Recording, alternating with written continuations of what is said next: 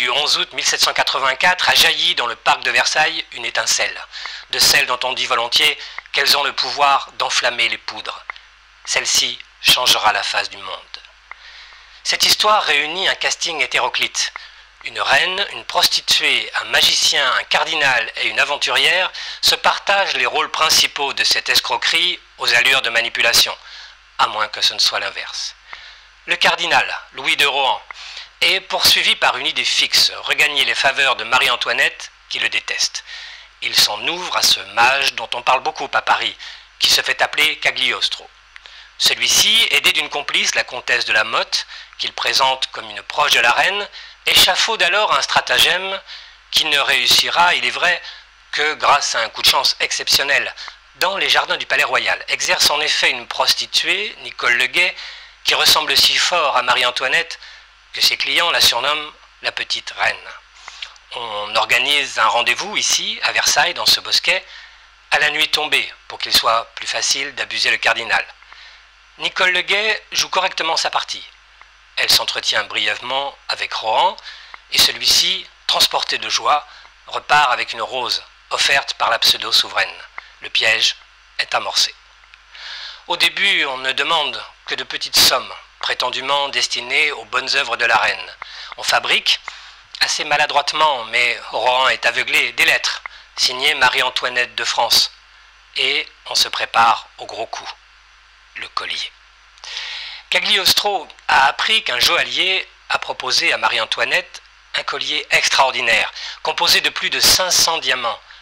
Mais le roi a reculé devant l'énormité de la somme qui pourrait permettre la construction de 2 vaisseaux de guerre. La comtesse de la Motte explique alors au cardinal que la reine désire ce bijou et qu'il lui faut un intermédiaire pour garantir le secret de l'affaire.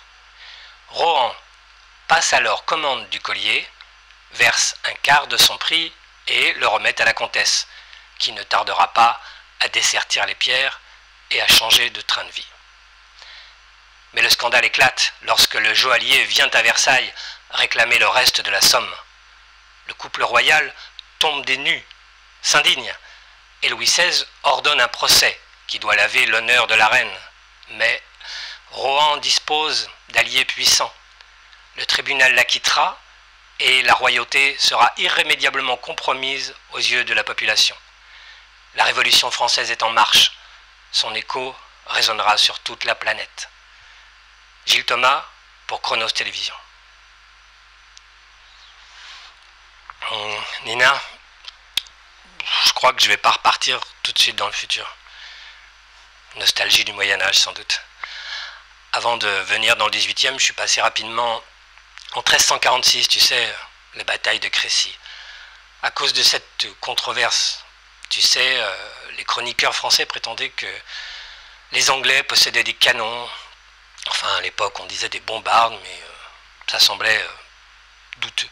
Alors bon, je suis allé voir et pas de bombarde. En revanche, cette bataille, c'était très étrange. Je crois que ça mérite que j'y consacre un reportage. Ouais, je me doute bien que les batailles et toi. Sinon, t'avais raison, tu sais. C'est tentant d'aller dans le passé récent. C'est défendu et c'est tentant. Toujours la même histoire. C'est le cas de le dire. Au revoir, Nina. Au revoir.